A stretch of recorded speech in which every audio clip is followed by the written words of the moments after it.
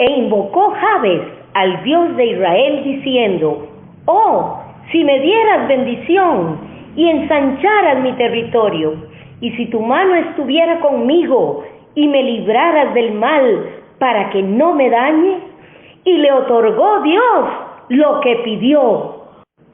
Oh, si me dieras bendición y ensancharas mi territorio,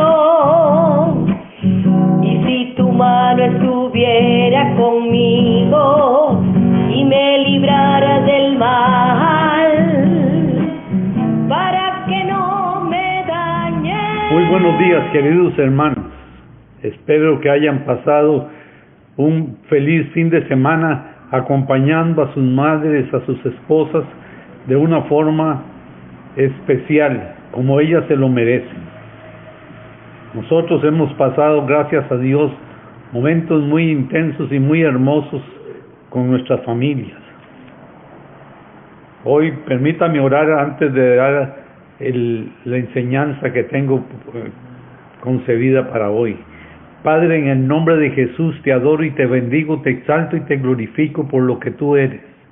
Eres excelso Rey de gloria, y a ti doy la alabanza y la exaltación.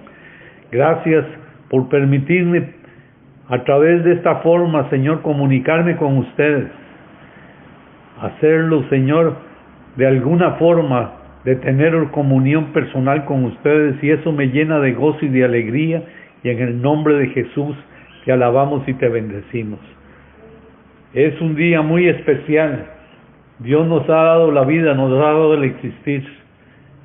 Ayer hablaba y meditaba sobre algunas connotaciones bíblicas y éticas que nosotros muchas veces hemos olvidado. Y hoy quiero seguir con el tema. Nosotros debemos siempre reconocer la soberanía de Dios. Las Escrituras no enseñan la necesidad de ser pobre y próspero en demasía. La Biblia dice y enseña la responsabilidad de ser mayordomos fieles, sea en lo poco, sea en lo mucho. Es importante entender la perspectiva de Dios en cuanto a la prosperidad, en cuanto a la mayordomía. El Señor evalúa las verdaderas riquezas basado en un sistema de valores espirituales. Este contraste está en el Apocalipsis. Los pobres y piadosos y los ricos a los ojos de Dios. Cuando el Cristo resucitado le habla a la iglesia de Esmirna en Apocalipsis 2:9, le dice de la siguiente manera, en una forma muy fuerte: yo conozco tus obras y tu tribulación y tu pobreza, pero tú eres rico, y la blasfemia de los que dicen ser judíos y no lo son, sino que son sinagoga de Satanás. La verdad es que quienes han sido muy favorecidos les cuesta mucho tener intimidad con Dios, y son pobres espirituales. A lo cual en Apocalipsis 3:17 le dice: porque tú dices, yo soy rico y me he enriquecido, y en ninguna cosa tengo necesidad.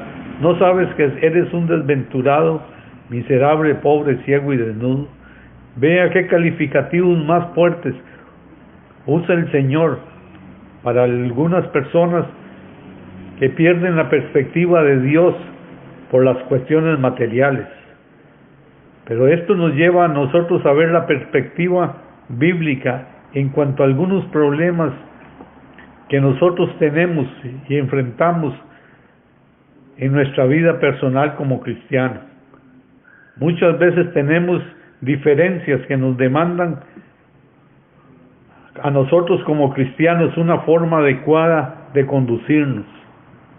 ¿Cuántos están atestados los tribunales cristianos en pleitos y litigios unos con otros, en lugar de obedecer la palabra de Dios y ser responsables de nuestros actos?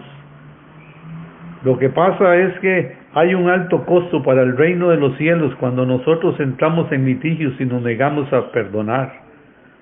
Lo que está pasando es que la gente cada día está perdonando menos, y esto está creando rencores y rompe relaciones entre las personas involucradas.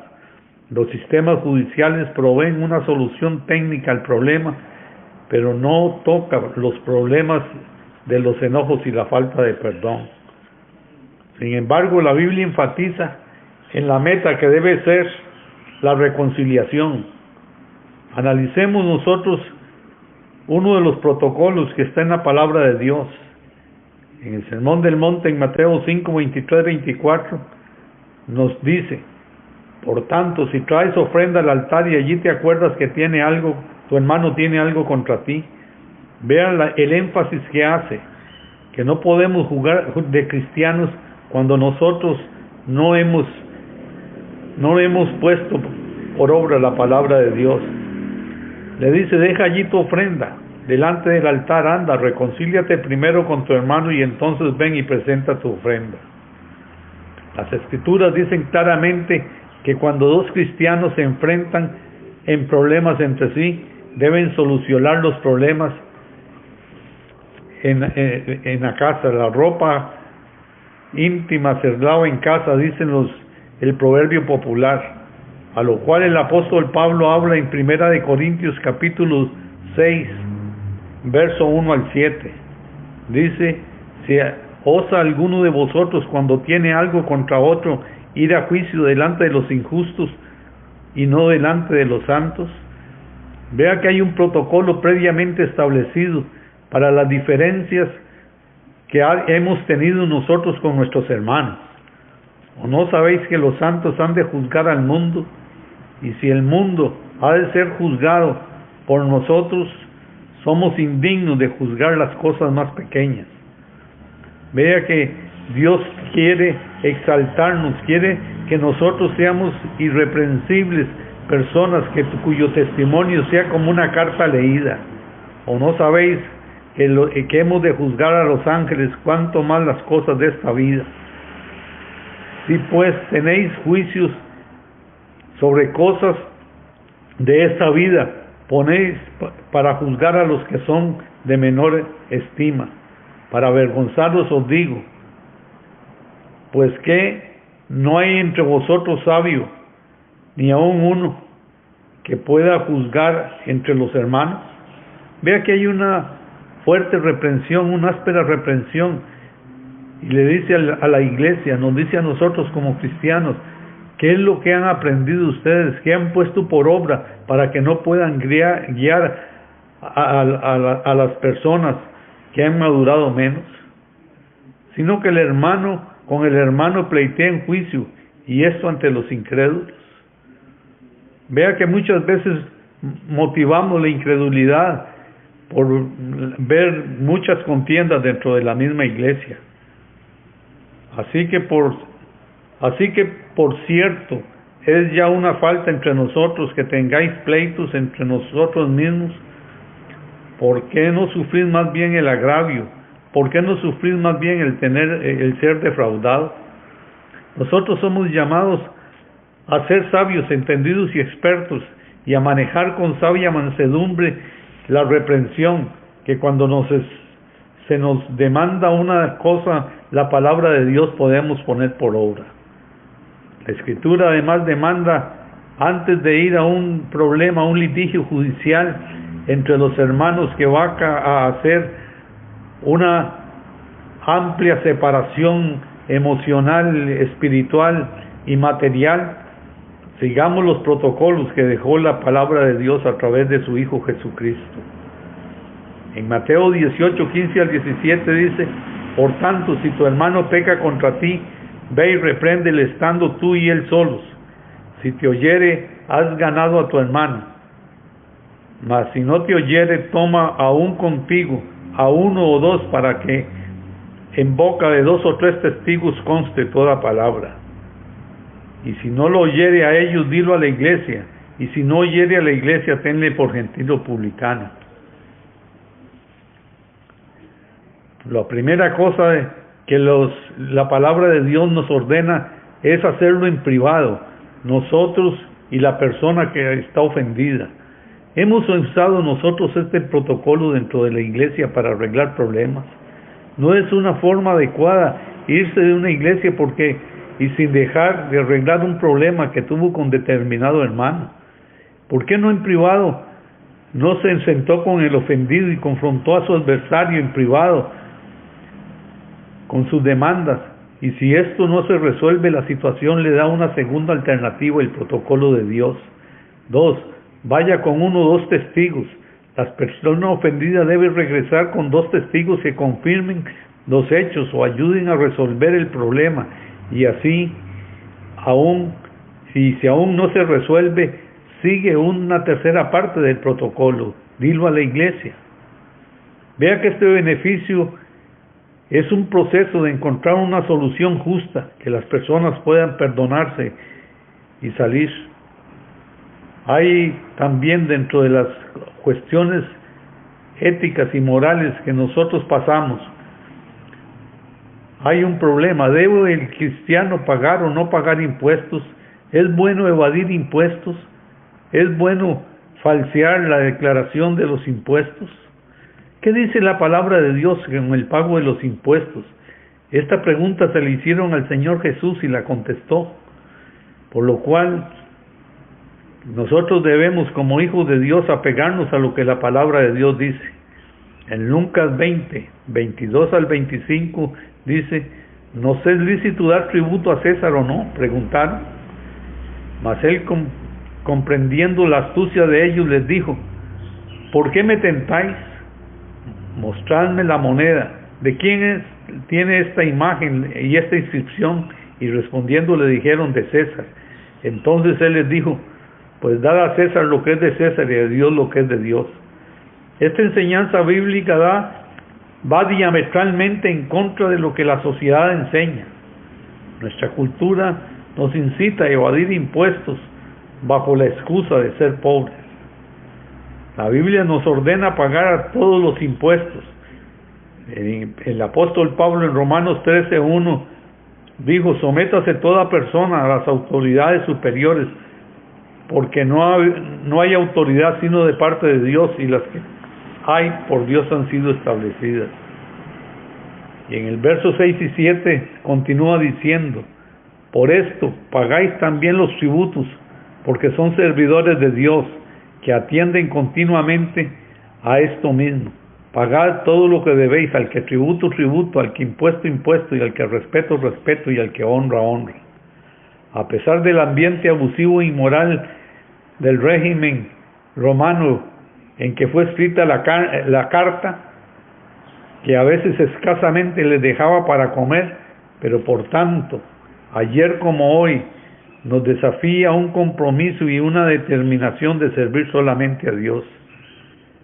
Mateo 6:24 dice: ninguno puede servir a 2 señores, porque aborrecerá a uno y amará al otro, o estimará a uno y menospreciará al otro. No podéis servir a Dios y a las riquezas. Luego, hay una norma ética también que hemos olvidado, que es la parcialidad. Nosotros debemos ser no imparciales, sino veraces y justos. A lo que Santiago, en el capítulo 2, verso 1 al 9, dice: hermanos míos, que nuestra fe en nuestro glorioso Señor Jesucristo sea sin acepción de personas.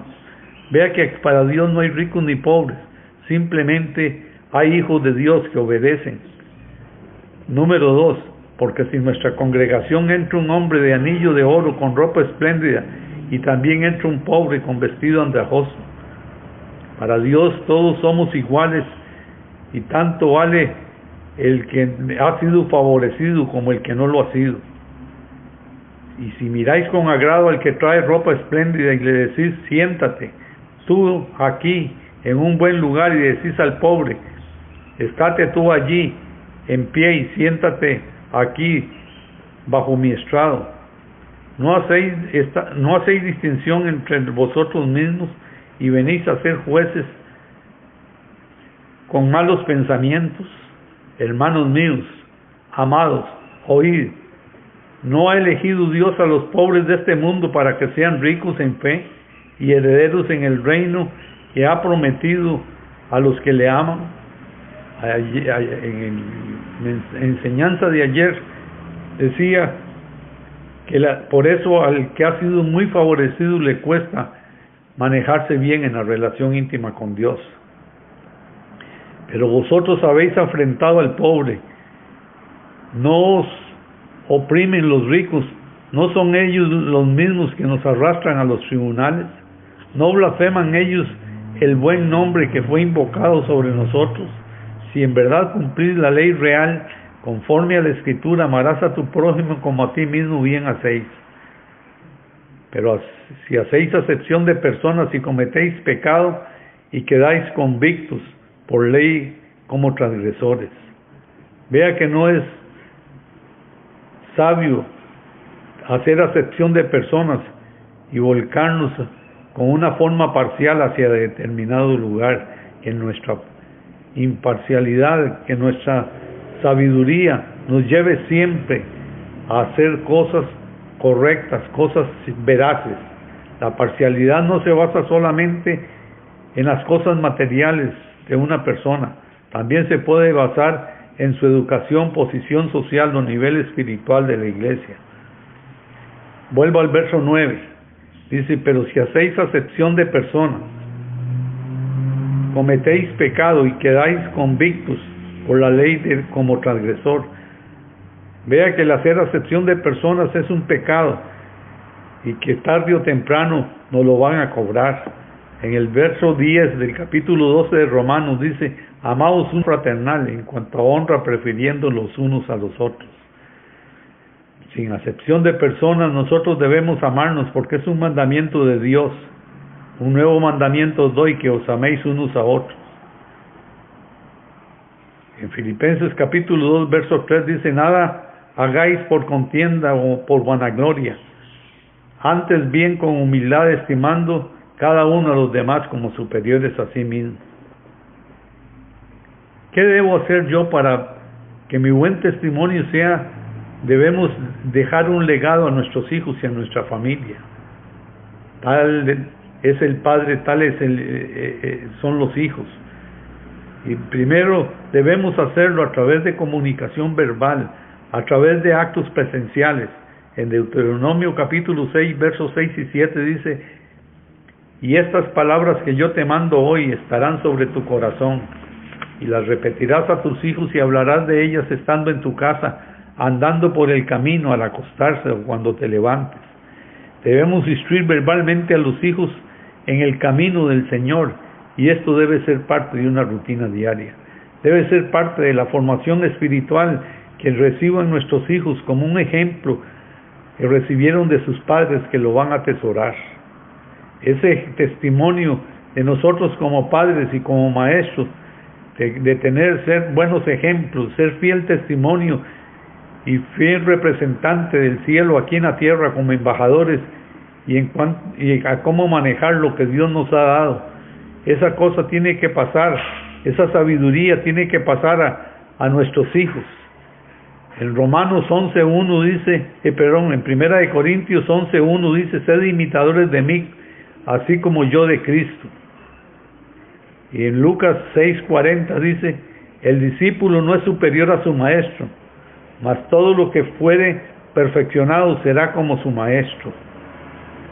Que nosotros podamos ser fiel testimonio, fiel y verdadero, y dejar un legado a nuestros hijos de que nosotros honramos a Dios sobre todas las cosas, que fuimos benditos en la ciudad y en el campo, en nuestro entrar y en nuestro salir. Hoy quiero que nosotros alabemos y bendigamos a Dios, porque nos dejó todo escrito en su palabra, para que nosotros pusiésemos por obra toda obra que Él demande de nosotros. Padre, en el nombre de Jesús te alabo y te bendigo. Gracias por tu palabra, porque tu palabra es verdad y es lámpara a mis pies y lumbrera mi camino. Gracias porque tu palabra limpió mi vida, Señor. Gracias porque mi palabra me dio, Señor, nuevas normas de vida y una nueva vida espiritual. Quedó en vigencia, Señor, y he puesto muchos de los principios por obra, aunque me faltan, pero oro y clamo a Dios para que esos principios eternos de tu palabra sean puestos sobre mí, sobre mis hijos, sobre mis nietos y hasta 1000 generaciones. Que Jehová le bendiga y le guarde, que Jehová haga resplandecer su rostro sobre ti, tenga de ti misericordia, que Jehová levante sobre ti su rostro y te inunde de paz, y que la paz de Jesucristo, que sobrepasa todo entendimiento, sea sobre cada uno de ustedes y sobre sus familias. Que Dios les bendiga. Él diciendo: oh, si me dieras bendición y ensancharas mi territorio, y si tu mano estuviera conmigo y me libraras del mal para que no me dañe. Y le otorgó Dios lo que pidió. Oh, si me dieras bendición y ensancharas mi territorio, y si tu mano estuviera conmigo y me libraras del mal, para que no me dañe, para que no me dañe,